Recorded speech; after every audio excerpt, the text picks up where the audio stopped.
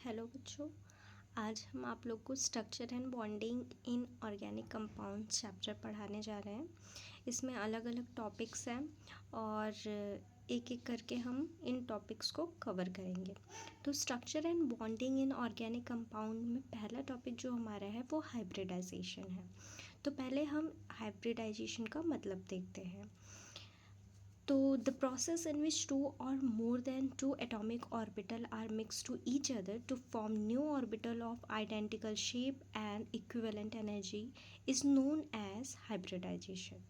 इसका क्या मतलब है कि मतलब ऐसा प्रोसेस जिसमें दो या दो से अधिक एटॉमिक ऑर्बिटल जो होते हैं एक दूसरे से मिक्स होते हैं और एक नए ऑर्बिटल का निर्माण करते हैं जो एक आइडेंटिकल शेप का होता है और उसका एनर्जी भी इक्विवेलेंट होता है, उसको हाइब्रिडाइजेशन कहते हैं। और ये जो ऑर्बिटल होता है उसको हाइब्रिड ऑर्बिटल कहते हैं। अब इसका मतलब कैसे समझते हैं देखते हैं हम आगे। जैसे कि हमारा 1s ऑर्बिटल है, आप जानते हैं 1s ऑर्बिटल कैसा होता है, स्फेरिकल शेप का। वैसे ही p ऑर्बिटल कैसा होता है, ये p ऑर्बिटल कैसा होता है, इस शेप का होता है। और उसके बाद जब ये हाइब्रिडाइज्ड होगा, मतलब हाइब्रिडाइजेशन इस प्रोसेस में होगा, तो ये कैसे फॉर्म हो जाएगा, इस फॉर्म में। अगर इसको अलग अलग देखेंगे तो इस फॉर्म में रहेगा। ये दोनों मिक्स होता है और ये ऑर्बिटल बनता है।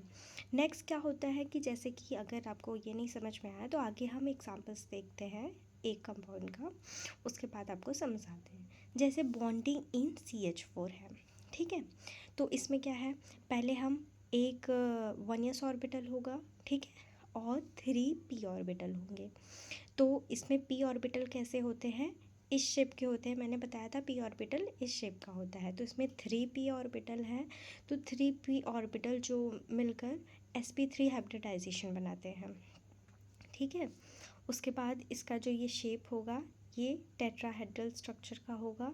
फिर bond formation with yes orbital होने के बाद, जो बॉन्डिंग फॉर्मेशन होने के बाद इसका हाइब्रिड ऑर्बिटल का स्ट्रक्चर कैसा होगा, ऐसे हो जाएगा। उसके बाद इसको और यही जो स्ट्रक्चर है इसको हम कैसे लिख सकते हैं, ऐसे भी डिनोट कर सकते हैं, जिसमें ये कार्बन है और यहाँ पर हाइड्रोजन लगा है। 4 हाइड्रोजन है मीथेन में ना, 1 2 3 4। और ये जो है ये वाला, ये आप सोच रहे होंगे कि मतलब यहाँ ऐसे सीधी लाइन है, बॉन्डिंग है, तो ये मतलब नीचे की तरफ है। बस बॉन्ड तो है लेकिन इस तरीके से इसलिए बनाया गया है कि आपको ये पहचान हो कि ये नीचे की तरफ है। या तो ये नीचे होगा ये ऊपर होगा, या ये ऊपर होगा ये नीचे होगा। तो इसका जो स्ट्रक्चर होगा ये टेट्राहेड्रल स्ट्रक्चर का होगा।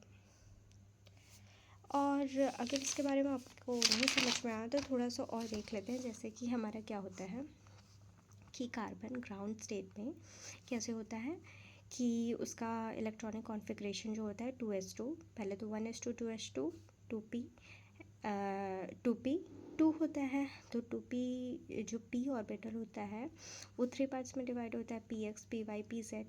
तो इसमें हम 2 इसलिए लिए हैं क्योंकि वो सेकेंड ग्रुप में है।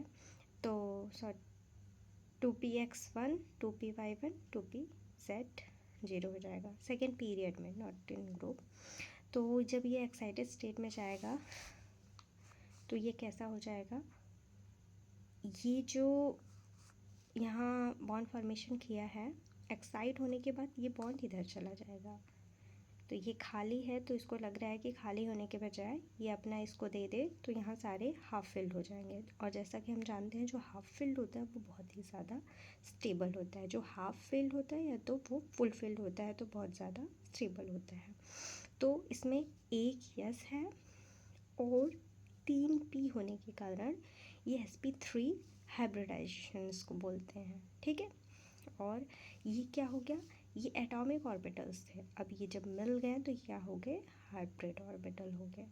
ये sp3 हाइब्रिड ऑर्बिटल इसको बोलेंगे, जो sigma sigma sigma 4 sigma bond से अटैच्ड है। वही जो हाइड्रोजन अटैच था ना वही है, ठीक है। और यहाँ इसका 1s1 1s1 1s1 1s1 किस लिए दिखाया गया है कि ये हाइड्रोजन अटैच्ड होने के कारण। आई होप आपको समझ में आया हो। Thanks friends, bye, take care student.